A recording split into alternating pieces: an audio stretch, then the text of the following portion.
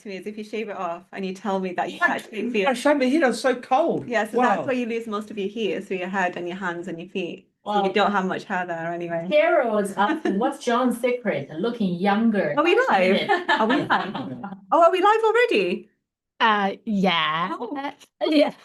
Just right. No, we just turned on the. Let's just do that. So Oh. your secret stays. Okay, okay, that's good. I mean, we say on live on air that all men feel too hot is probably clever. That was cool. The secret was the young body. Yeah. Young body program. Yeah. Okay. Yeah, please tell me when we're live. I don't. Oh, So professional. all people in Yeah, the room yeah. see you and hear you now. Oh, they Screen, can. And smart. we need what Screen also will be do turned on, the so you live can stream see in YouTube. what is being locked. Okay, hi everyone. We are live. Oh wait. Yeah. Hi guys. Yeah, you guys are live. I don't know how long we've been live, but Oh, hopefully. yes, Yeah. they could see you all the time, but they couldn't hear you. Oh, okay, until okay. probably That's 1 minute ago. that sound. Yeah. 那个 YouTube 吗？Oh, also live in YouTube. You guys look really handsome and beautiful. Oh, thank you. Should I sit forward? Because you might have to strain your neck. Like, Really good. yeah. I'll sit forward a bit. Yeah, this is better. You can see. Maybe you, John. You This is my bad angle, but it's okay. We'll go with it. because yeah. I can go forward. No, no, not forward because you were looking like at an angle. Ah, wow. You Okay, don't. you guys can see the Smiley sitting up. closer. You guys can see the little bit closer. Yeah. Very Yeah. good. It was. Is this better? Yeah. A little bit closer. If I sit any closer, I'll be sitting on. Yeah, on my left. I can tell you a big time story. Yeah. Yeah. Look very good now, much better than before. Okay. You It's strange how far apart we look on the camera, but we're actually sitting much closer. yourself? If yes, They don't need to. They don't need to. Oh, it kind of makes it easier. Oh, What okay, people say? okay. You both are like a picture Like of this health. picture. Oh, thank you. You know, I tell you, it's the heat of Nanjing. You don't know this, but it's actually really. By the way. Oh, thank you. It's the thinnest outfit I had. Okay. The thinnest material. Okay. But yeah, thank you. How many minutes to go? Okay, 2 minutes to go. How many people are watching? Do we need to give do we need to give John like a hand? Do you have your hand? Of course. Do I have it? I have mine What's that also, called? but it's in Breathing. my bag. Yeah, always have it. Hmm. Yeah, always have it on. Do they need some tea? Or I have, yeah, I have water as well. Okay. anything else? Do you need any snacks? Oh, no, thank you. I ate at the hotel before I came, so I'm all good. Thank you. Okay, 1 more minute to go. We can have. 30 seconds to go. I'll start cramming the questions. How? Oh, I could not say that down. That's smiley work is done first, right? Yeah. Yeah. 所以先是 So I've got some more cram time. 那个 Yeah. 1 minute. Hi, Smalley. Someone said hi, Smalley. Hi. From Pam. Hi, Pam. Hi, Smalley. This far away I can see. I know. Is there a way I can? This is live, right? Yes. So if I go on my YouTube, Huh? then it's on Why does it make you? Hi, everybody. Spooky2 channel, right? Spooky2. Because right now the camera is on Is this it this angle. channel? Spooky2 Live. Is it this channel? Yes, This one. this one's live. So if I Oh, wait, something okay. delayed. No, but I can see the questions and the. Oh, we've just resolved that issue. So I can see them all here. I can see the comments and questions will pop up here. But we'll prepare it for you at last. No worries about that. Then you can focus your conversation here. It's okay. Okay, great. Yes. Yes. Okay, so I can see 14 in the live chat. 14. Oh, Okay. So exciting! Hello, hello. Hi, everyone. Hi. Welcome to our live streaming. Yay! So, good morning, good evening, and some of you, good afternoon. Welcome, Spooky2 family. So, here's Smalley from Spooky2 team. Nice to have every one of you join our special live streaming today. And today, Sorry, Yeah. sound not good. A lot of echo. Is there a way we can fix that? Could that be through this? No, this is off, The audio is off, but the microphone might be on. but it's not, I'm not streaming. Okay. I'm just watching, so. Well. hello, everyone. Can we hear well? Okay.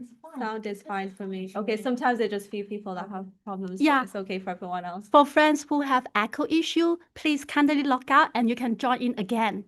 Yeah, Yes, thank you. Yeah, shall we continue? we can Oh, hear. okay, thank you. Yeah. Okay. So today this live is special because we are going behind the scenes and we are not just talking about the technology. Instead, we are diving into the stories and the heart behind of it. And to guide us on this special journey, today we're incredibly honored to have a special guest being with us. And she's the voice of our community, and also she's the bridge of the science and holistic healing. And she also has profound interest and knowledge of Spooky2. So now, please join me in warmly welcome our distinguished guest, Dr. Sundas Chohan. Welcome! Sundas, Oh, you're all too kind. Thank you so much. I feel so at home here. I might just stay and never leave. But no, it's been such a great honor to come here, and I had to make this part of my China journey. It was so essential. I was like, I have to go and see where the magic happens. I've been helping the community now for, I think it's been over a year, and yeah, well over a year, maybe 2 years. And I just thought I have to go and do a bit more learning. I come from an academic background. I wanted to find out a few little things that have come up, some questions, some repeated questions. And I came here, I spoke to Smalley, Penny, Echo. I've spoken to many of the Spooky2 team. They have a big team, by the way. So I've been speaking to so many people in different departments and learning so much. And it's been an incredible learning experience for myself to fill in all the little gaps that I have seen come up. And it's been a extraordinary experience so far. Yeah, and really lovely to have you for the visit here. Thank And you. we are so great honor to have you. And we are eager to hear more. So Yeah. stay tuned here, okay, everyone? And to some of you who may not know Sundas, so please allow me just give you one more, like a bit more information. So Sundas holds a PhD in cell biology and a master in tissue engineering. Yeah, for regenerative medicine. Exactly. And she also is a Spooky2 certified trainer. So starting in 2025, she begins to have online training on Thursday evening because she's based in the UK. Yeah. Thanks for her knowledge and sharing. So a lot of our friends has gained information and knowledge after. So once again, thank you, dear, for hosting those webinars. Yeah, and thank you for all the preparation and time for those training courses. Oh, well, no, thank you very much. The pleasure's all mine. Thank Yeah. you very much. Thank you. And of course, with us, we have another amazing guest. The man needs no introduction because You all know him. his vision started all the stories here. And he himself is the founder of Spooky2 family. So please join me. Warmly welcome our lovely John White. Hi. Hi, John. Thank you so much for taking your time here with Sundas, with us, with our family here. And hope today you guys have an enjoyable talk and conversation. It's going to be a blast. Yes. Okay. Right. And so today this format is quite a bit different because I'm just here to get the ball rolling. And now I'm going to hand it over to Sundas because she comes here with well-prepared questions. And those questions we love to hear and get answers from John. So now the floor is yours, Sundas. So enjoy your talk here. Oh, thank you so much, Smalley. It's such a gem. Okay, so John, I feel so happy to be here speaking with you, the person behind the technology. who has, you've helped so many people. You've helped people, you've helped me, you've helped my family, even on this trip. I have a huge mosquito bite. You can see I've got a plaster on And that's, you call that my help? ankle. Yeah, because you've innovated technology that is healing people left, right, and center all over the world. You've got users globally. Even on this trip alone, I've used the AHA Halo, which you've got with you right now. This is the AHA Halo. And this is a scalar technology, which is absolute magic. I mean, it works like magic. Obviously, there's a scientific explanation behind it all. It's not just random chaos. It's well organized. It's research, there's science behind it. And that's why it works, and it works so well. And even on this trip, I had a mosquito bite, which I'm prone to, and I developed a blister from one of them. And I was at risk of sepsis, so I ran one of the devices, not this one, but a different one, on lymphangitis and a few programs to basically protect myself against developing sepsis, and it worked incredibly well. I also did run the AHA Halo on blood cleansing, the blood cleansing program, and I'm still running it on that. It's in my bag. And yeah, I've been well, healthy, and I believe now, compared to when I last met you, which was in 2024. Yeah, I met John at a conference in London, which it was incredible as well, great success.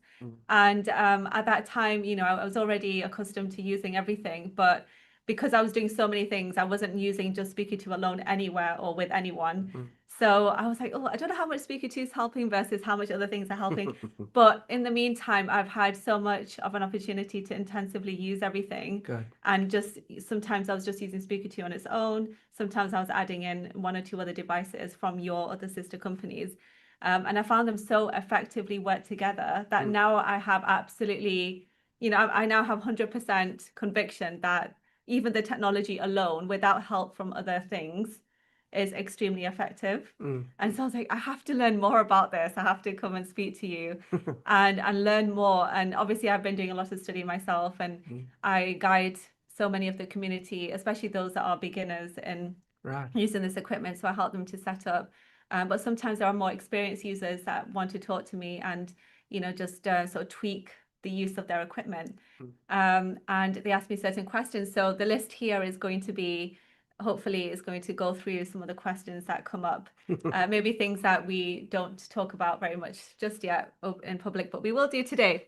So I'm super excited. But let's start with your journey, because, I'd love to hear more, and I'm sure much of the community would as well, about your journey into this industry, because you come from an engineering background, and obviously your skill set is extremely valuable for the work that you do, and is instrumental to develop these products. So could you tell us about how you first came across frequency-based healing and what inspired you to start building these devices? Sometimes, Sundas, I wonder how it all really started. I know that I had a desire to find solutions for illnesses, but how I came across frequency healing was kind of by accident, I suppose, with my experiments. And I've always been experimenting all my life, and discovering things which couldn't be explained through my formal training. So I decided, well, I'm going to have to go a little bit deeper and get my degrees and get my and even then, they don't give the full answers of how frequency healing works. So you came across it before you did your degree? Yes. So okay. Well, I mean, I had my cancer clinic. It wasn't. In fact, did I? Yes, I had the start of cancer clinic. I was treating people before I was doing university studies. I was You were still a helping child. people. I was still helping people. We have to be careful with the language here. Okay, yes, I was helping. Yeah. And so I don't really know whether there was any one moment where I suddenly pivoted towards doing this kind of work. My mindset has always been this. So that I can't really pinpoint a day or a time period when I decided this is what I was going to do. But I know that I guess that would be a pivotal point, was when I lost my grandparents, and the feeling of helplessness and hopelessness, being unable to provide anything for them, and so they passed away, and I decided, no, I'm going to see whether I can put all my efforts into making systems to prevent other people from passing away before their time. Such a noble cause, but sorry to hear about your grandparents. And Well, what brought me to what makes that common cause for me as well is the fact that my dad went through cancer, Yeah. and it was through cancer that I discovered the Spooky2 as well. Yeah. And I think it's the same for many of the users of Spooky2, many Yeah. of the community. Yeah.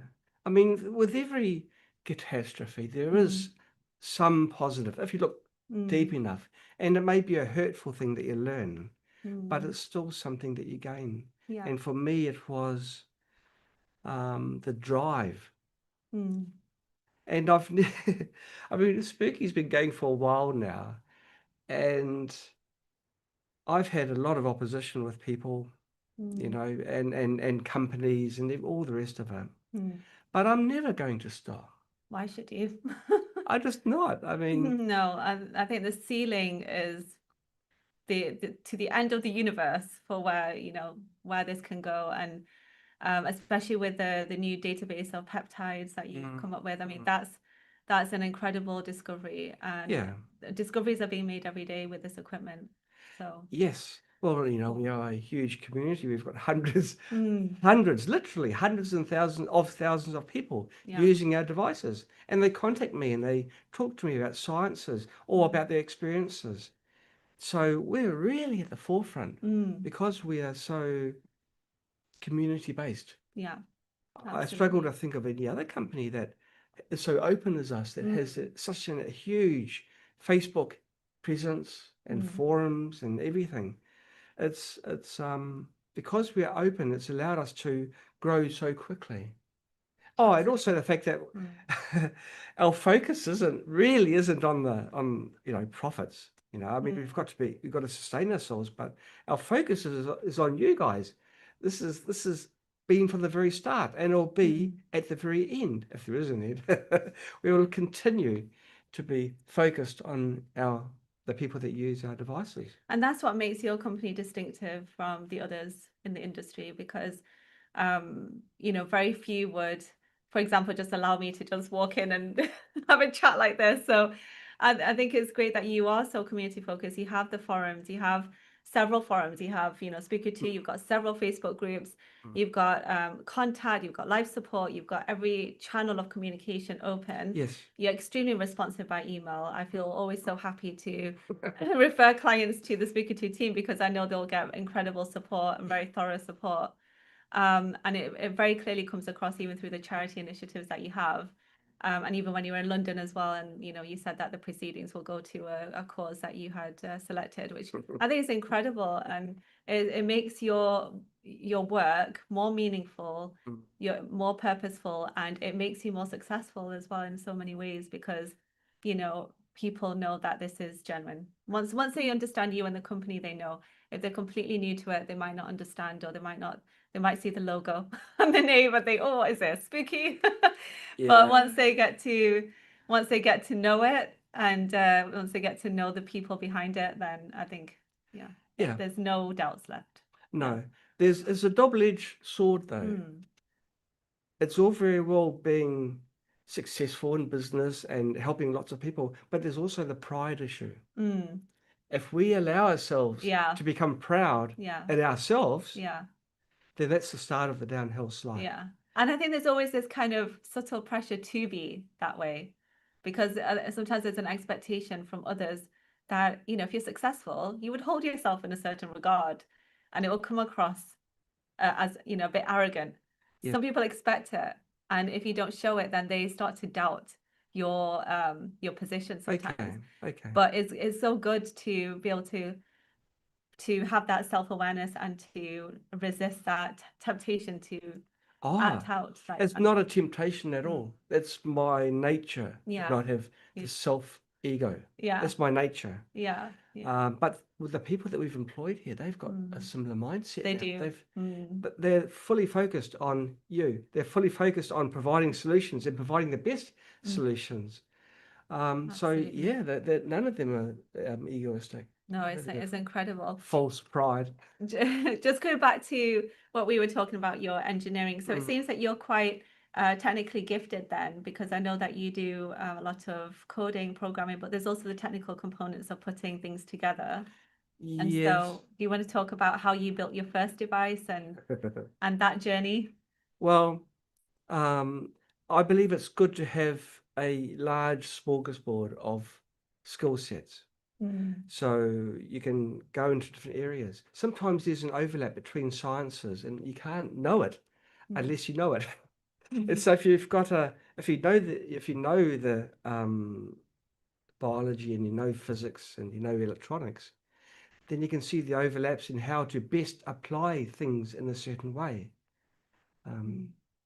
Yes, otherwise you'd have to have a team of people arguing with each other about the best way, and then this ego thing steps in. No, my way is the best way, and it's not much progress is made. Yeah. But it is useful. Yes, I did engineering and computer sciences, but it was such a long time ago. Oops, such a long time ago that the computers aren't around anymore. Those microprocessors, we're programming in machine language.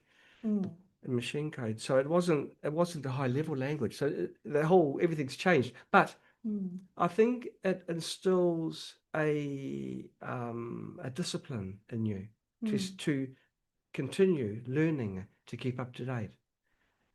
Like what is that, about a year ago I knew nothing about AI. I could use it on the user level, but I didn't really know how to do AI. Then I started developing a frequency set. It was the peptide series. And I started incorporating AI because I could do more in a day than I could do in a week. Oh, yeah. And then I found hang on a moment, that these AI models are lying. Yeah. They are lying, and they're big online, the largest online models online that there are. So how can I overcome that? Okay, well, I will start learning how to do Python script, Python code, so that I can programmatically find solutions.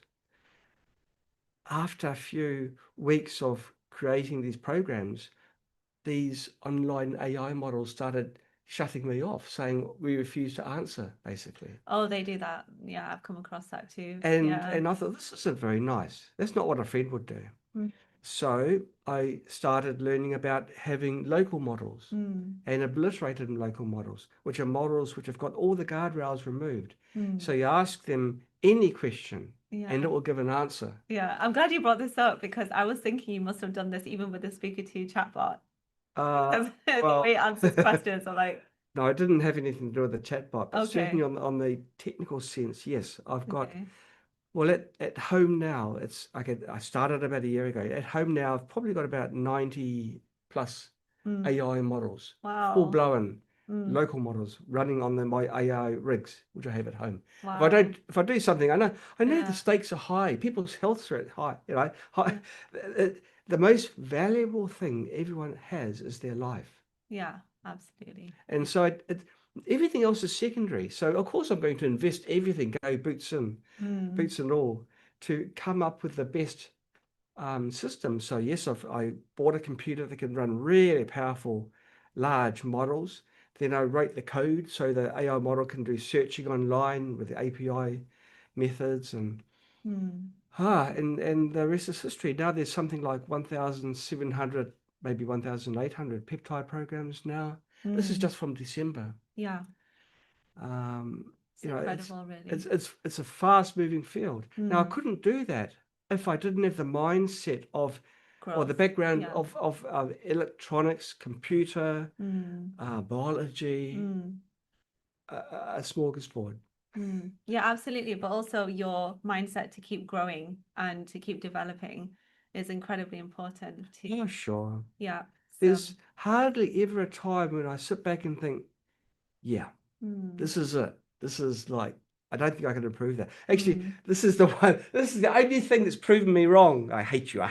It's because, that to your own because, oh, in a loving way. I love a halo. I know. and it's for me, it's always running. And people ask Yeah. me, if I'm doing a presentation online, do I Yeah. have my halo with me? Of course, I've got my halo with me. What are you running now? Oh, it's a new test program. It hasn't been Young released. Body 2. Young Body 2. This Young Body. This is Yeah. Young Body 2. Okay. But I'm always pushing a threshold. Now, people that know me, Yeah. I mean, they generally try and avoid me, but they Not really. people that really know me know Yeah. that my personality type is I will polish something until it's so polished it is like perfect. It cannot be You're a polished anymore. perfectionist. Yeah. I want things right, Mm. and then I'll make it better. Mm. I really do believe that you believe you deserve the best. Yeah. And maybe we are the right company to do it because we do it without profits in mind. We do it with the people in mind, and we can pull all the expertise from all our users Yeah. to make things happen. Yeah. Just having a look at someone said, of course it's Young Body. Yeah. Young Body Yeah. 2. This is a test run I'm doing now. Yeah. Young Body is my favorite program. Before I release programs, we tested either with people in-house here or with a small group of people in other countries. But this particular one, I'm doing my best myself, doing it myself. Yeah. I feel like sometimes the users of Halo are like telepathizing with your brains and other brains, because sometimes we'll be thinking about a program and then suddenly you release it. No, I tell you, it's like there's a connection between me Yeah. and you. Yeah. I'll tell you, Yeah. I'm working at the moment on another new science. Yeah. It's makes people there's RRM, resonance recognition model, but there's another one, DLM, which is so complex I don't really know how to start. I mean, Penny knows, but it's really complicated. So I'm going through the sciences, and I was about 3 weeks, maybe a month into it, and then I get an email from a physicist friend from France, Bruno. Hey, John, have you heard of this? It was something that was released in April. Yeah. Very new. Yeah. Yeah, that's these connections. And yeah. And so I tell him playfully, try and keep up with me. But he had also been working on it about the same time as me. Yeah. And he was very excited. He shares information with me. I share information with him. In the end, it's really magical. But the connection I have with some people, sometimes I think, wow, I haven't got a program for this. I better do it. So I do it. And then someone asks for it on the forum, maybe half an hour after that. Yeah. So you feel inspired to work on a particular kind of program. Yes. And then you release it and then someone says, oh, It's incredible. Yeah. Yeah. And people sometimes say, how could I do it so quickly? It's because I started half an hour sooner. Yeah, absolutely. No, it's amazing. I see it happen so much, especially in the alternative medical space. I see this a lot, that there's sometimes, I used to have this also with Dr. Joseph Merkler. Is that his name? Dr. Merkler. He has a mailing list. Yes. And often I'd be thinking of topics during the COVID era. And then the next day he would release an article on it. And I think, whoa, how did that happen? And it's just amazing. I think there is definitely a connection between people that have, similar mindset on things, on the same wavelength. I think there's more to same wavelength, that phrase, same wavelength, than meets the eye. So much more, so much more. Yeah, no, and it's incredible. It's pretty much every day. Something that is coincidence happens. And it's not coincidence. No, it's not coincidence. It's the universe. Doing this to us, 100%. making things happen, building things. Yeah. It's incredible. Okay, so you've already kind of answered the second question that I've got on here. So what was the process of taking Spooky2 to market, and which early decisions shaped the company the most? Well, in the very beginning, it was just me. So it was very hard. So I was making the accessories, shipping them, writing the software, doing customer support and everything. And it really was hard. But things just fell together. Many things could have happened that would have made it impossible. But again, the universe just made it happen. And actually, when I think back, it wasn't really that hard. It's like putting a round thing in a round hole. It's just meant to happen. It just falls in. Yeah. And this is what happened. It just Like doors were opening. happened. Yeah. Yeah. Like I didn't ever plan for Spooky to become like a business, you know, like it's a bit large now, but Yeah. I never thought at that time. Yeah. It was just always focused on the people. And Yeah. then things just happened. It's wow, you know, that was and I was struggling with Spooky Central. That was probably one of the most difficult devices I've designed because it's RF, it's super high voltages and a few other things. And I was spending a lot of time with that, and I did get a lot of setbacks with that device. But you know, one time everything just slotted together. Yeah. It's amazing when that it happens. just slotted together, and I can't explain it. Yeah. So you're asking about taking Spooky2 to market. Well, really, the market was already there. The world is full of people that have had their pockets emptied for whatever reason, by the, you know, and they're desperate for answers. And so the market was there. And so rather than creating a market, it's really like addressing a vacuum. Yeah, absolutely. And you know, you said that they've had their pockets emptied. It's actually definitely more economical to use this side by side until you come to a place where I am, where like, you know, this is my first port of call now. I know. But it's a lot more economical to use this in the long run. You have, I don't know anyone who buys the equipment, uses it, sees the effects of it, and then decides one day they're going to return it. That's probably never happened. So, you know, you buy the equipment and you use it for, I mean, it's very robust. It seems to never break or get damaged or slow down. No, we do focus a lot on the quality control. So it's something you can, if you really are well, you can just leave it in the cupboard and bring it out when you need it. Yeah. It's there and it's a backstop. Like yesterday, I was having a sore throat in the morning. And Echo said, why don't you use Halo on sore throat? And, yeah, of course, you know, so okay, sore throat. And it was fine after that. Yeah. It was like, you know, not a problem. Yeah.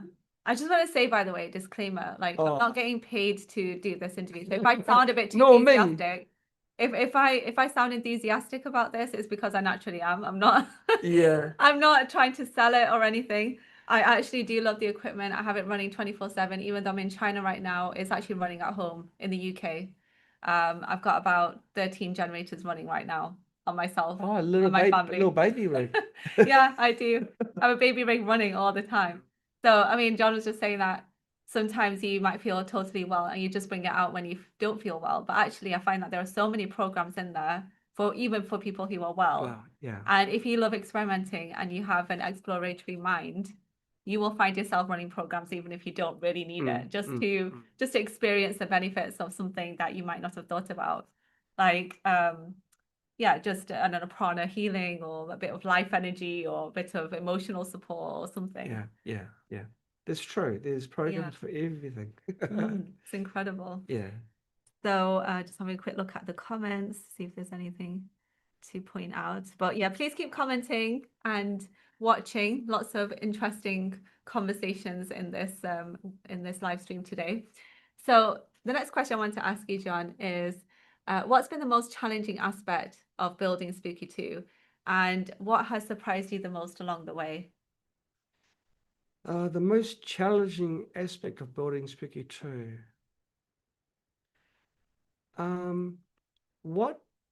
Now, I'm quite a naive person in some aspects. What surprised me was some people that couldn't wrap their minds around the fact that there is another way of addressing problems.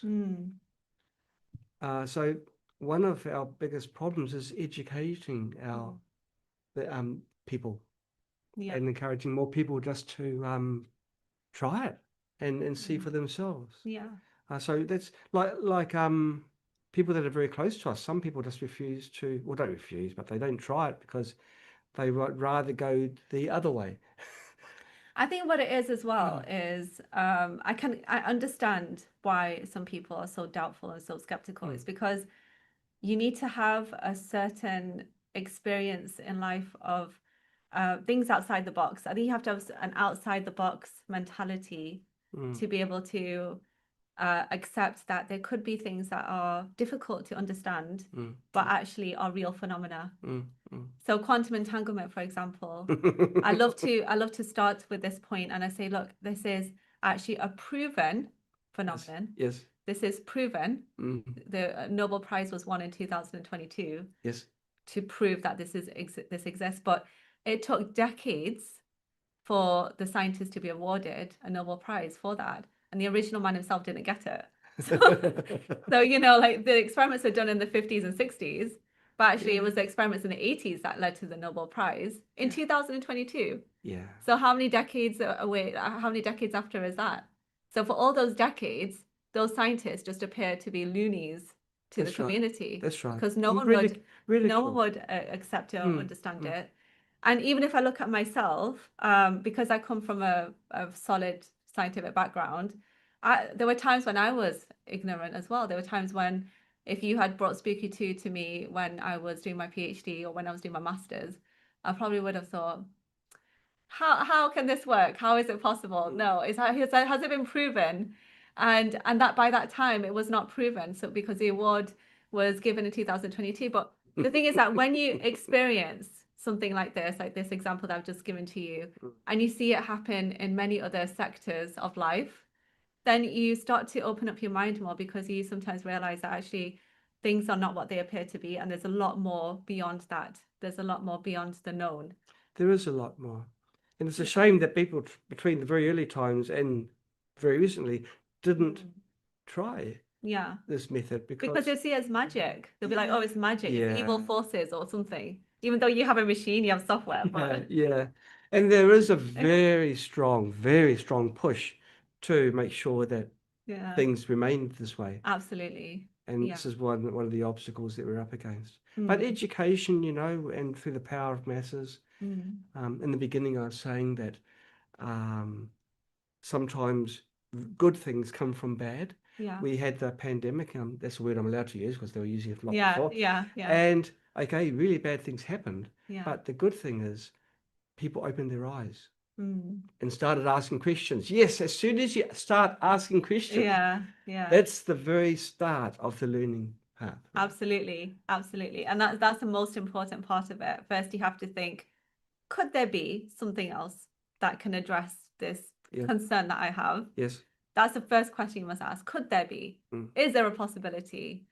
And those open-ended questions actually lead to, okay, that was not open-ended, but if you ask open-ended questions, you will find answers. You know, you'll find that just opening your mind, just like John was explaining before, that doors open, the universe orchestrates situations and times when you will just come across the right information at the right time. But you have to be open to it. You have to want to know. You have to be curious to find that truth, to find the truths that are hidden and that are buried intentionally. So I'll just squeeze in another thing, which is it kind of fits in here, but it's not really kind of related. For a long time, I've been asking myself, why is it for the same program, same condition, some people recover, I mean, that's a good word, and some people don't. And finally, I think I've got the answer. It's the person. It's their attitude. Attitude is extremely important, like really important. So yeah, and I can see it with people that are sort of denying it. If people think, well, this is not going to work, and they've got this prejudice against a certain treatment type, then they're the people where it often fails. Sometimes it's subconscious as well. So sometimes there is a subconscious resistance to healing. Yes. And this is something I learned through another type of healing, emotion code, when I was doing the training for that. Oh, the emotion coaches. Yeah. So sometimes there's a subconscious resistance. You don't even realize consciously that you have a resistance to healing. Yes. And sometimes it's just the fact that you might have you might respond to something else, but those that don't respond to anything, yes, this could be a likely explanation for sure. Yeah. So, so what surprised you the most along the way? You said that it was a people's attitude, but in terms of your journey in sort of the work side of things, the work side of things. Well, actually, one of the one time before I had Spooky Central, I was doing some prototypes, and I was working at the time. I was just in a small house, Yeah. and a part of this device exploded, Oh, wow. and it was really, really strong, this explosion. Mm. At the time, I had influenza, Mm. but I was pushing myself to get it done because I've always been, driven. Mhm. And immediately after that explosion, the Mhm. influenza was gone. It was like gone. Huh? What? Sore throat was gone. Yeah. Even my nose, I could breathe through my nose, the congestion, even though you think that's a physical matter, where did it go? Yeah. But it was like instantly it went. Yeah. Now, I know that Royal Rife, he had another kind of incident where Yeah. this machine malfunctioned, and then it wiped out all the pathogens in the slides and the incubators and everywhere. Instantly as well. Instantly. Wow. So I know that is possible. And so this is where I'm always striving to replicate. Yeah. And actually, as a researcher in England that I'm working with, it's along working on the same things as well. So that's the biggest thing that surprised me, that Mm. it would have been an immense burst of frequencies, and it must have been at a certain bandwidth that did that work. What surprised me is, okay, I knew frequencies are healing, but just how healing they are. Like, this is really sudden. Yeah. Like in a blink of an eye, it's Wow. suddenly much better. Yeah. I couldn't believe it. Just a quick note. They're very safe to use, the devices. No. Nothing like that will ever happen. I can tell you, I've never heard of a single case, and it will never happen. So No. don't worry about that. This is No, just this is just during development time. a long time ago. Oh, well, it doesn't matter if it's a long time, but it was development time, and so I had, Yeah. exposed electronics and everything there. Yeah. Wow, what a story. And I found, very instant responses as well. When people ask me that how long will it take to feel better or to see an outcome from using a certain program, I say, well, I can't give you a guarantee. I can't give you a guideline for that. But what I can say is from my experience, my own experience, my experience with other people, sometimes it's surprisingly fast and sometimes it is instantaneous. I think the most instantaneous results I've seen is at a time when I myself am experiencing some kind of pain or discomfort, because I think that's when it's most noticeable. Yes, yes. So, for example, if I have joint pain or if I have abdominal discomfort or anything like that, and I run a program on the AHA Healer or Spooky2, usually I will see results very, very quickly within seconds. Yeah, that's right. Especially if you use the right program. Yeah. Since around December, I've been publishing the peptide series of programs. That's very targeted, very precise. So if you get off target, let's say you've got tinnitus, but you're running a general tinnitus program, it doesn't go necessarily address that your cause for your tinnitus. It could be high blood pressure, it could be nerve damage, it could be just through damage through excessive noise when you're younger. It could be a lot of things. So there's different targets that a program has to address to resolve the issue. But the peptide programs are very, very sharp. And I've seen a lot of complaints about tinnitus actually. I feel like there's been an uptick in the number of in incidents of it. Yeah. I think I did look it up once, but I think I did see that there were more neurological and more tinnitus cases. Was that in general, like in the population, I mean? Over the last 6 years, which coincide. Yeah. Okay, we need to Yeah. about that. No. Okay, so next question is, so for someone who's completely new to Spooky2, what do you want them to understand before they begin? If they've already, What do you wish that they knew?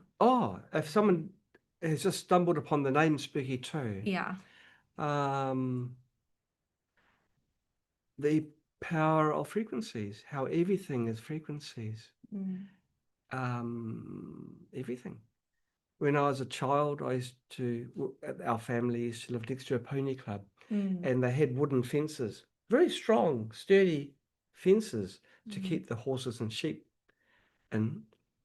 And I was just a little child, push, and I noticed it would sway back and then I'd push at the same rate, that would spring back. So, and I could have, I didn't because I was a beautiful young boy, but I could have broken it just through just by using resonance. Yeah, The yeah, power of resonance is incredible. yeah. It's where an energy that's put in accumulates more and more and more, and very little is lost. So I could have probably broken the fence with one finger if I kept on doing it. Yeah. It was really swaying wildly. Wow. And I thought, Okay. wow, this was way before I did my formal studies, so Yeah. I didn't know the science behind resonance, but I knew the observation of it. So I wish that people would know more about frequencies, resonance, and probably just in general, just open their eyes, look further, and just realize, well, maybe, just maybe a 0.5% chance of maybe there's some truth, and there may be some solution to something which some other people may have said there isn't a solution. Maybe, and not discarding it completely. Yeah. When the health system changed, it was about 5 generations ago. If a generation is 20 years, so 5 generations of people have been taught by the system. This is the way it's done now. This is the way it's done. I mean, it's good and things, but there are, you can look beyond and find other answers. Yeah. Is that vague enough to pass the? Yeah. Yeah. No, that's great. That's Yeah. great because obviously I think a lot more people are coming towards frequency. And when I was first searching for an answer to my dad's condition, I came across it in several Facebook groups, and it was your brand specifically that was recommended the most often. And and it's because it's so accessible, because you have such a range, targeting everybody's needs, and ranging in price as well. So a lot of people think that this is expensive equipment, but I always remind them that no, it's not. You can start for just $165. You can start, and you can get equipment to heal many, to help many conditions. So you don't have to have a massive budget at all. You can start low, and it's just accessible, easy for everyone to access. And then if it all works well, then you can add to it. Just daily, Exactly. just plug it in, Yeah. plug it in, Yeah. buy another generator, plug it in. Yeah, absolutely. Are there any common mistakes that you wish beginners would be made aware of more that you might want to mention here? Common mistakes. Yeah. Actually, it's not a mistake, but I find that a lot of people are hesitant. Yes, the software looks a little bit complicated and things, but you can actually start running a program in 4 clicks of the mouse. Yeah. So I wish people would become just a little bit more fearless. Just think, okay, I'll read the quick start guide, and then learn about the 4 clicks. Preset, choose a preset, control tab, and then that's all it takes, literally. yeah. Yeah. Now the sad thing is, of course, that people that are sick, quite often they're confused, they're tired, and they're not in the state of mind of wanting to do really any difficult reading. But the beginner's guide is simple. It really is written for people that are totally new to using Spooky products. Yeah, absolutely. So I wish that people just open up that that 2-page quick start guide and just look at it. Absolutely. I think that's a great point, and it's great that you include it in every box and every package Oh, with the sure, equipment too. sure. I think I have about 5 or 6 of them now. Okay, people often ask how Spooky2 knows which frequencies are associated with which conditions. So how are the frequencies sourced and curated into the database? Okay, when Spooky2 started, we curated, which is a really good word for stole, from other databases around the world, just free databases, and incorporated that into the main database. Like frequency databases? Yes, they Oh, okay. CAFL database, which is the consolidated audio frequency list. CFAL. Yeah, Oh, that's the one that's used. I think that's one of the abbreviations in the Spooky2 that's correct. database. Yeah. That's correct. Yeah. But we have developed our own methods of deriving frequencies. Several years ago, I created a system for calculating through the dimensions of DNA, DNA frequency. I read through that. That was really interesting. And Fascinating. I knew that it was similar to what another person was doing. So I thought, well, okay, I'll publish the paper. That does two things. First of all, it means it can be critiqued.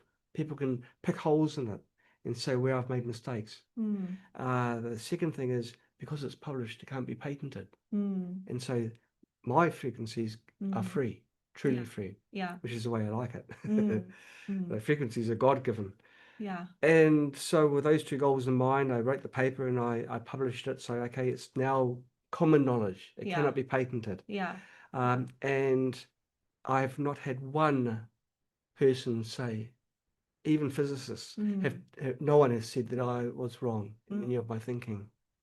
No, makes sense. I read through it too, and it was sound. Yeah. I kept it simple, used simple language. Yeah. And from then I created other frequency sets using different types of calculations.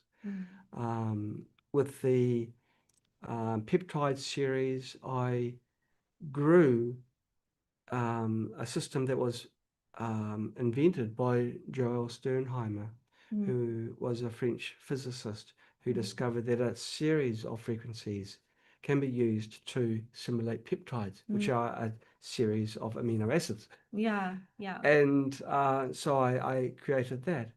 Then I created a different form of RRM. About 10 years ago, I was the guest speaker in a quantum conference. One of the guest speakers. Another guest speaker was Irina Kosick. And she's a beautiful lady. She invented the RRM method and published the information. And I sort of sat on the information, but I was thinking, maybe we could use something like that. And then I looked at it again. I thought, hang on a moment, this is actually deficient in some areas. So I plugged in all the gaps, and then I moved this here and this there until it came almost not recognizable to the original one. So I've released that series of frequencies. And now I'm just developing another series, but I don't want to overcomplicate things, but I'm always finding the scientific ways of precisely finding frequencies for pathogens, for pathogenic axes, for all sorts of things, for protein synthesis, for protein expression, for a lot of things. Yeah, yeah. No, that's amazing. And just for the audience so they understand, could you summarize in lay terms what RRM is? Resonant recognition model. It's where the pattern of energy that a substance exposes to the world, like the valent electrons, the valent energy, matches the pattern of the protein. I mean, this is how drugs are actually designed. They're designed to anchor at a certain point. So it's like a jigsaw puzzle. It fits. Well, I can do that because mass is frequencies. Yeah. So I can convert one to the other and do this trick and that trick. So I can do what they're doing, but in the frequency sense. So RRM is, yes, resonance recognition model where the pattern matches. And DLM is a modeling which is probably 2 levels up from RRM. Now, RRM is quite complicated, but it's not too bad. It's doable. But DLM is quite complex. Like, we are used to things being 3D. We live in a 3D world. DLM is 72D. It's complicated. Now, the fortunate thing is, I guess it's fortunate, in computer languages, you create arrays for storing information. And you can have two-dimensional arrays, three-dimensional arrays. When I was years ago writing software for trading on the share market, I had arrays that were probably 50 dimensions, not 72, but it was 50. But I'm used to the concept. and I don't feel weak at the knees when I'm working with it.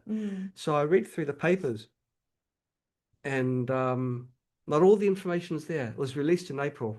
Not all the information was released, but I mean, you can use your brains and really drill down and think, and find the answers, get the little clues, the little breadcrumbs that are around the place, and find it just and come up with a gem. And I did, and now I can match substances to pathogens extremely closely. Wow. It's a way that I actually do retrospective testing. It's all very well having a really good system for finding frequencies, but how do you know their work? Well, I use the nCoV, the SARS-CoV-2 virus, because we know what substances have been tested on it and which ones were proven to be not very good and which ones were proven to be good, and then run my analysis program without any knowledge of this other testing. And this analysis program tells me, for this pathogen, for this particular protein segment, this is the ideal substance. Yeah, just like you would in a drug discovery program Yes. as well. Yeah. Yes. And this is what I do. Yeah. Wow. And I do that through use of my multiple AI models as well, because I'm compressing decades of work into hours. Yeah, You know, doing things which really would bury me in work. Yeah, yeah. So I It's can, what drug companies do as well. They're always using the best tech and the highest tech to move timelines faster when yes, they can. yes, yes. And this is what I've done. So I've accelerated things very often. By drug, by the way, we mean like pharmaceutical development, not other drugs, not recreational drugs. No, what a okay. Now you've been have you been shown around the company? Yes. How Yeah. many engineers did you see? Actually, I don't think they were in yesterday. That we When, don't have when, any. when I was there, yeah. We don't have any engineers in this company. Oh, I I'm see. the only engineer. Oh, okay. So this is Okay. why very often Echo says, look, we need to employ someone. But if we employ someone, I don't know even how to start to teach them Yeah, enough so that they Yeah. can become useful. because you've done this through self-study. Yes, So yes, there's because not a there's- program that they can go and follow. No, Yeah. it's that, and the information is just not there. So I would have to become their teacher for 6 months Yeah. or more, Yeah. and they'll be draining on what I do. So what I have is I have 80, 90, whatever AI models who are my assistants. Yeah. And if I need help for one certain thing, then I fire up this type of AI model. If it's strictly biology, then I've got AI models which are dedicated to biology. Yeah. I fire those up. And or- they're trained. So you train them. Yeah, and that's right. That's they right. know they have the knowledge and the expertise. That's right. So So they are my Yeah. helpers. yeah. Wow. Yeah, I use AI heavily as well. Yes. Once I got a notification on ChatGPT, it said you're in the top 1% of users Really? because I use it that much. Yeah. What? Only the But I 1%? I should be I should be at the top. Yeah, it gave me like literally a Really? notification, and then Wow. I tried to find out more. It couldn't give me more information. I said, "How do you know?" Like, you know. Anyway, but I use Claude, I use Gemini, I use Yes. the Google AI. I've been using Google AI constantly while I've been in China Really? to help me navigate the Oh. metro system. Oh, can you do that? Have you got So- VPN? Because Yeah, Google's- so okay. I got a SIM from trip.com, Oh. and that's for mainland China and Hong Kong. Okay. So that had everything Google, good, everything, good. ChatGPT. Yeah. So I find that AI is it's good and some of it's bad. And yeah. yes, I also use a lot of the online models. Mm. Gemini is one of the worst ones because with full absolute confidence, it'll tell you a lie. Oh yeah. Absolute, and with a smile on its face. Yeah. Really bad. ChatGPT does that too, but it's Oh, become yes, it is. better. Actually, Grumpy Grok at the moment is probably the more reliable one Yeah. in that regard. Grumpy Croc. It's Grok, but I call it Oh, Grumpy. Grok. Yeah, Okay. but I don't want to have an AI that gives an answer and then says, "Oh, do you want me to do this? Do you want me to do that?" No, if I wanted you to do that, I would have told you. Yeah. I just want the facts, the science. Yeah. And Grok does that. Yeah. It's really dry, humorless. What I always also do is I can tend to double and triple check. So I'll find some information. If I'm not so sure about it, I will check with the others. Oh, it's necessary with AI. Yeah. Yeah. Right. Okay, that's really fascinating. I don't know what I was up top to now. 1%. Yeah, I use it a lot. I changed careers as well. So I was in the biotechnology industry for 8 years, and then I decided I want to move over into the alternative Okay. space. And so I've had to do a ton of planning. Yes. So it's been helping me with that. It's been Wow. helping with planning and prep for resources and things like that. Wow. So people, oh, I've already asked that one. When users ask, how do you know what the equipment is doing? Oh, you've already answered that one too. Yeah. You're well ahead. What makes Spooky2 distinctive in your view, especially features such as remote mode, the sample digitizers, or other innovations? I think our speed of innovation is quite high Definitely. because we don't have the obstacles of boardroom meetings Mm. or Red tape. yeah.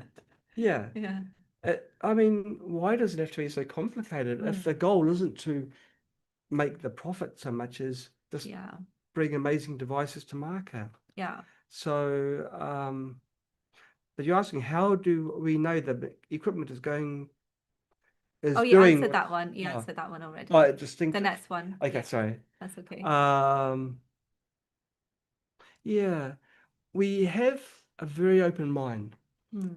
Having said that, I spent a good year of my life arguing that remotes wouldn't work with Johan Stigman in South Africa until he proved me wrong. Yeah. But I give things a benefit of a doubt. Okay, I've got a scientific background, and much like you, I'm skeptical about things before things are proven. But now I find that it's better to absolutely investigate yourself with an open mind. Yeah, safely, of course. I mean, you have to use a common sense approach and Yes, do things safely, but if you don't investigate, you never try, you won't know what's yes, possible. yes. Now we've got an enormous pool of customers, and they're not shy in giving feedback. They say it straight, and so we know our products work. We know that, well, in our minds we're the best, but you know. But I'm not saying that for sales. I'm saying that for, like, yeah, we are proud of being able to help you with your with your health issues. Yeah. So we get the direct feedback from the customers. So with remote mode, people know it works. People, you know, and we get so many testimonials of people that might have been trying remote, wasn't finding a success, and then they changed the program, and then all of a sudden, wow, you know, there's no doubt it works, you know. So how far along are we now in terms of is science now catching up since the 2022 Nobel Prize of quantum entanglement? Do you feel that now science is sort of catching up on sort of getting closer to proving that this actually does work on the human DNA in this way? Yes, it is. I don't think it's so much that science is keeping up, but it's people, humanity. There are answers there, but are we ready for them? Imagine, like 50 years ago, if you were told that there are particles that could exist and then disappear, just like this, you'd be laughed at, ridiculed. So it's us. We are the problem. So if we ditch that attitude of, you know, we haven't read about it, so it must be false, or people are writing that it's false because it can't possibly happen. I mean, they're proving quantum entanglement. They're using it for communications, industrial communications, instantaneous communications, more than 10,000 times the speed of light. This is what the papers were saying. I think I read that they're using an AI too. I don't know if that's true or not. Probably. I don't know. Well, everything's AI now. So they're probably lying. Yeah, true. But you know, it is true. So there is something that's faster than the speed of light. But when you think of it that along the lines of, it's not traveling, it's not going from one place to another, but it's mirroring at the same time at the distant place, which is what entanglement is. It's not doesn't actually transfer it, it's not moving. Then it's logical that it's going to be faster than the speed of light. It's logical it's going to be instantaneous. Yeah, it's absolutely incredible. So yeah, that's the it's mind-blowing actually when you really think about this phenomenon. It's like, wow, how does it happen? I mean, you know how the how is answered now, but it's just like, wow, for the human mind to really comprehend it, it's not that easy. No, it's not easy because what we see is only things that you can touch and hear and taste and smell. We haven't got all the senses Yeah. to be able to know these things. Maybe you think of an ant that's walking along the desk, it can't even see you. It's oblivious of you, and it's just walking happily along the desk. Yeah. And we're thousands of times bigger than the ant, and it's not scared. Yeah. Yeah. It doesn't know us. We are not part of its world. Yeah. And there's probably, the same, we are probably ants to somewhere else because we have not got the senses to know. Yeah. But Yeah. actually, it's really amazing. Some people are sensitive. Some people have got the ability to know things that our senses Yeah. aren't able to. Yeah. And Yeah. I won't say this person's name, but we are very, very fortunate to have one such person in the company. And we only discovered this a few months ago. Yeah. She's got that sensitivity that she can tell you precisely the effects of a program and the effects of a device that's used in the program. Without dowsing. Without doubt. Oh, right. Because if something can be repeated, Yeah. not and there's no clues, there was one time when a different it was a mother and daughter in Japan. We were testing out our Spooky2 remotes. Now, how do you test a device that you can't measure? See, this is the quagmire we're in. We had different remotes that we were testing. Both of them could tell that which remote was on, or if no remotes were on at all, and they said how they felt with the different remotes. This one gave a feeling of like being in a forest. This one's like a river. And then, that one's kind of like both in the river and the forest. And that particular remote was using a combination of those other two methods. It was like really incredible that the skills that some people have, which are beaten out of most people through formal training. Yeah. You go to school. I mean, I know that I used to be more intuitive when I was a really young child. Yeah. And I think during my formal training, it kind of got pushed to one side Yeah. and forgotten about. Yeah. And I think most people lose it once they go through that process. so I'm now trying to relearn Yeah. it again. Yeah. Yeah. I think it takes a lot of self-reflection and a lot of solitude as well, actually, to bring it back. Yeah. You have to kind of drain out the noise and Yeah. so wonderful. Okay, so next question is, some people wonder whether, okay, this is a bit of a going into the deeper side of things. So with a Yes. difficult question, Yeah. I know you will be able to answer it. So some people wonder whether frequency devices could be misused. How do you think about responsible use, and what principles guide what goes into the Spooky2 system? This was a really difficult question I had when I was releasing the RRM database, because then people can simulate substances and you can use your imagination what substances can be. It's a whole lot of things. So I removed all the bad toxins that were in that substance database so that at least they're reasonably safe, but they could still be misused. And I thought, well, what annoys me the most? Well, not many things annoy me, but one thing that probably could is someone telling me what I can and can't do. Like the AI was telling me, I can't ask these questions because I need to see blah, blah, blah, blah, blah. Yeah, yeah. So I decided at the end, no, I'm not going to be the father to these people. Yeah, yeah. I give them the information. I give them the training. And the training videos and documentation, so people can decide for themselves. Yeah, no, that's right. I mean, there's a limit to how much any person can hold in responsibility, and you the way you've done everything is very responsible. You have the disclaimers in place. You tell people how to use the equipment safely. Obviously, anything and everything can be abused and misused. Anything can be. You could get run over by a bus. I mean, you could get hurt by a bus that's supposed to be giving, transportation to people. Yeah. Even internet, you can abuse it, you can misuse it. That's right. But most of us are grown-ups, and we feel our own pain. Yeah. do you really want someone to tell you that you can't try something? Yeah. Really? Because of their opinion? Yeah. You don't want me to do that, do you? And Mm-hmm. so I don't. I was talking it over with a lot of people. It really was a difficult decision for me. This was probably about March. And then I thought, well, no, I trust our members. They're not going to be, I mean, people can buy guns and use guns, you know, like they're not going to use it for nefarious purposes. And also the people that use our products tend to be really nice people. I don't know whether you've noticed this, but they tend to be Yeah. nice people. Yeah. Yeah. And so times when we've gone overseas and met our customers and things, gosh, you know, they're brilliant. They tend to have a humility about them as well.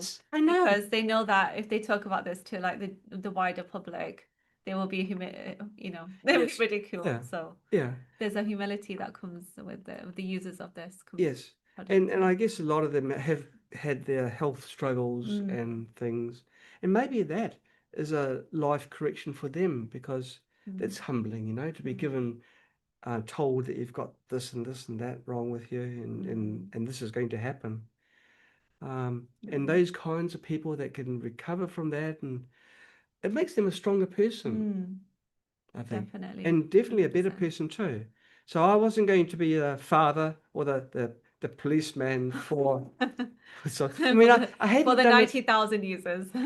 See, the problem is this: like I did DNA and other frequency sets, but the RRM frequencies are really precise. They work. They really work well. And I know that if there's a frequency for a certain substance, that substance is going to be assimilated in the body. And so that was, I think, gosh, you know, but no, it's up to you guys, up to you. You just do what's best for you, and you decide and play nicely. Yeah, great advice. So now going a bit more back to the work side of pure work side of things. So Yes. how do manufacturing, quality control, and customer support work together to improve reliability and user experience? We have we keep records of any complaints that come to us with regards to our products, and we make changes all the time to make sure that they are improved, so that these things, any problem, like if it's a 1 in 1,000 thing, that 1 in 1,000 doesn't happen. Yeah. So I've seen this happen live in the group. yes. Yeah. Oh yeah, we make changes. And yeah. So how do we do it in manufacturing? Well, we have actually here we have our manufacturing facilities. So they're here. I can have you seen the facilities? For the manufacturing, no. Okay, well, I saw the warehouse. Oh, okay, downstairs. Was it down? Yeah, I think it was. Okay, Yeah. okay. Yeah. Jet lag, yeah. Well, I mean, we're close. We've got the manufacturing, quality control, customer support are just over there. We're all really close together. So communication isn't a problem. We go there, we show them the problem, we discuss the problem, we find the solution, we implement the solution. So I think the cycle is very fast. And we somehow managed to bypass all these board meetings of, you know, we go through the statistics and everything. We managed to bypass them because we just get it done straight and fast.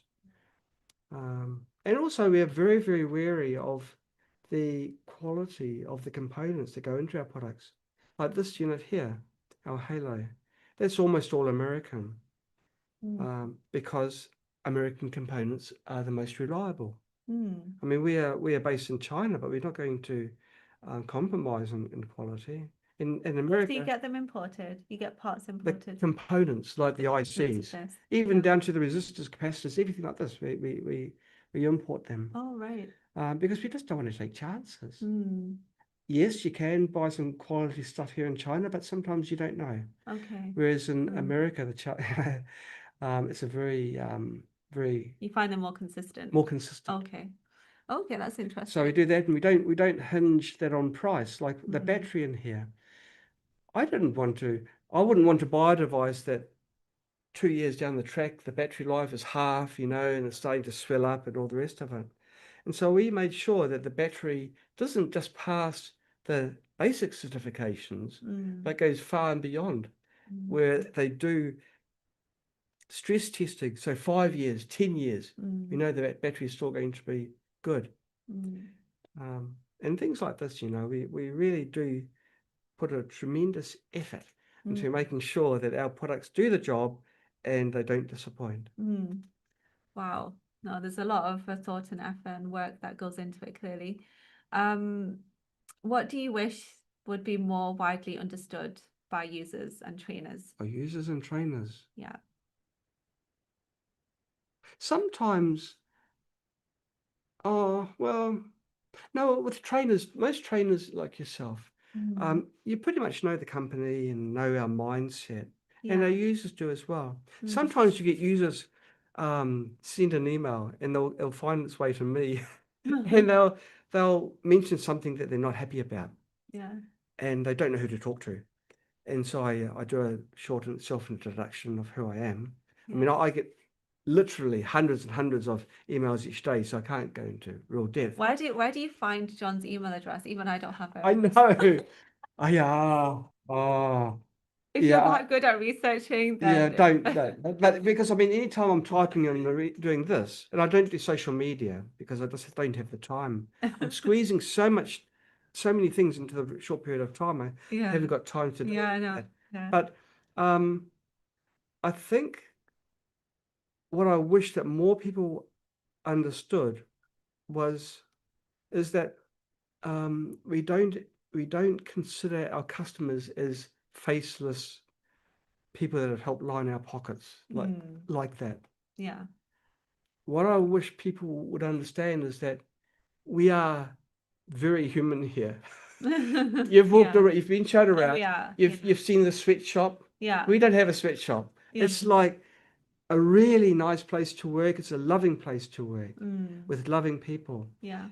Sometimes people will contact customer support and they'll be quite upset and they'd give customer support a few colourful words. And that affects the customer support person because they're mothers, they've got children, and they've got hearts. Yeah. And we've had some customer support people burst, crying because their heart's in the job and then they're being told nasty things. Yeah. So I think if more people realize that we are real people and we started with a small mindset and we're kind of still that way. We don't think, wow, we're the biggest rice machine manufacturer in the world, which we are. Yeah. But I mean, if you start thinking like that, the ego starts and the head starts. We still always think innovation, speed, and small. I mean, everyone is important. Everyone is important. So I think, if people realize that, yes, we are based in China, and China's got a really... It's a beautiful country. I have to say, this is my first visit to China. I think it's really important that I talk about it a little bit because, often when you come from a country like the UK or the USA or any European country, like you have an impression of China that's not accurate at all. And I was one of them. I came here and it's far exceeded any expectations that I had. I am dazzled by what I'm seeing every day. Every day in this country, I see something like that completely blows my mind. You just have to walk on the street and you'd be like, wow, oh my gosh, that is so like, what a beautiful flower arrangement. And, all along a 10-mile long road. And flowers, it's just, there's so many things, structures, sculptures, the systems, the robo-taxis, the driver, I saw driverless taxis in Shenzhen that are on a trial run right now. And I had a go in one of them. It was incredible. They're just so technologically advanced. And I've actually found that, when I went to the Canton Fair and I found that the technologies are actually really well made and I thought they were consistent and good. And I'm very impressed, and the people are incredible. They're just so hardworking. They all look like professors.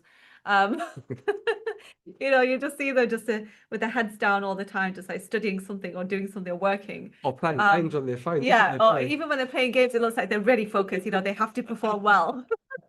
And they play chess and Sudoku for fun. Yeah, And the yeah, number of people I've seen play chess and Sudoku, I was like, this is crazy because this is Yeah. the amount of Yeah. that the mind is like focused constantly on intellectual development, building, constructing, creativity, and it's incredible. I think I wish that more people understood that we are just normal people here. And in Yeah. China, let the politicians do their games, but the people here are the same as anywhere. They're just good people, just want to live their lives, have their families, and want their best for their families, and that it's not definitely not what you'd read in the Yeah, newspaper. no, not at all. No, I've had a really great experience so far, and Yeah. I feel very comfortable here, honestly. Sure. Um, There's so no crime here. there is no crime. I will stay out till midnight, and I have absolutely no concern. No, of it worry. doesn't enter my mind. No, Even no. walking down a dark alley, someone coming the other way, it just doesn't Yeah, happen. it doesn't. It Yeah, just doesn't happen. yeah, not at all. And so there's no fear factor. Yeah. Yeah, so it shouldn't put people off to know that a company is based in China, especially when it has a global community. All the manufacturing is done here anyway for the big brands that you know. So I won't list them, but there are big brands that you will wear or use or every day, Yeah. and they are all made here. I came across some of the manufacturers of them when I was at the Canton Fair. I was like, oh, I thought that was a Dutch company. Oh, I thought that, but it's not. It's Chinese. Yeah, yeah. So yeah, no, it's amazing. And what you said about the customer service and how they're treated as well, I do wish that people would have that basic decency and respect, because I've actually experienced it once when I was trying to help someone through with customer service. Yeah. And the way I was spoken to, and this individual was well educated and a professional, but still didn't have the respect to speak in a polite manner. Oh. So yeah, I think it's really important to maintain etiquette and have that level of respect when you're talking to Spooky2. Just because you don't understand the technology doesn't mean you have the right to disrespect. So yeah, but most of the community is excellent and helpful and respectful, and that's wonderful. We want to see more of that. But well, yeah, we've gone to the look. We've Yeah. come to the end of the list. yeah, that was amazing. Honestly, it was such a fascinating conversation for me, and I'm sure for much of the community too. So should we head to the questions now? Sure. Yeah. Are there any questions? Q&A. Oh, So let me just have a look if there's anything. Are there any questions, Penny? There's one one question. question. Okay, let's see if I can find it. The question is, are there any sandwiches for the participants? Penny, I can't find it, I'm afraid. Could you, yeah, that question. Oh, our system is falling apart. Okay, thank you. Yeah, I'll have a look. Wow, 208 participants. That's not too bad. Yeah, let us know how you're finding this conversation. Okay, I got the question. So in using the right frequencies, is it more about reaching homeostasis, or using the frequencies to add or have a gain in health? Both. It depends what the program is for. Now, rife frequencies, real rife frequencies, there's only about 12 or so of them in the database. We call the other frequencies rife frequencies because we want to promote the man. He's the person who started frequency treatments like this. But there are frequencies for both homeostasis, frequencies for entrainment of your organs, frequencies for more serious conditions. Frequencies can do all of that. It's generally the lower frequencies that do the entrainment, and the faster frequencies for the smaller targets like the viruses and bacteria and things. But both. It's actually surprising what frequencies can do. And when I released the peptide programs, I was struggling to think of a thing that the peptide programs can't do. And all those programs are just frequencies. But okay, it's a sequence like music. But basically peptides can do anything because we are composed of proteins. Yeah. And that's what absolutely. our DNA expresses, the ribosomes, proteins. So we've now got control over every aspect of our body. So we can do all of the above. Mm. Pretty Oh, much. great answer. Oh, that's wonderful. Thank you so much, John, for this conversation. I've really appreciated it. I can see others have as well. And you're welcome to the person who said that. Thanks for including us in this conversation. Fiona. It's been very interesting. I put a question, answer, Q&A. Oh, there's a Q&A message, was there? No? Oh, Okay. So I believe Penny and Smalley have been working very hard behind the scenes, Yeah. answering all of your questions. So let's thank them. And thank you so much, both of you. And thank you for all of you for putting this together, for setting up the studio like this as well. It's taken a lot of time and effort. I used to do my recordings in this room, but now I do it from home. It's nice to be back here. Yeah. If you have any further questions, feel free to reach out to the Spooky2 team. You can approach them through email, or you can go onto the website spooky2.com, use the chat service there, and that will put you in contact with them. Also, if you need training, you can contact Spooky2 trainers at Spooky2 Academy. I'm one of them as well, so feel free to reach out. I'm not going to be available till the last week of May, but you can contact me thereafter, and I will be happy to help as well. So thank you so much, everybody. Should we wrap this up? Okay. Thanks, guys. Thanks, everyone. Thank you. Thanks for Bye-bye. participating. So you're going to be in China for quite a while. No, well, I arrived on the 2nd, but I'm leaving on the 21st. Okay. Yeah.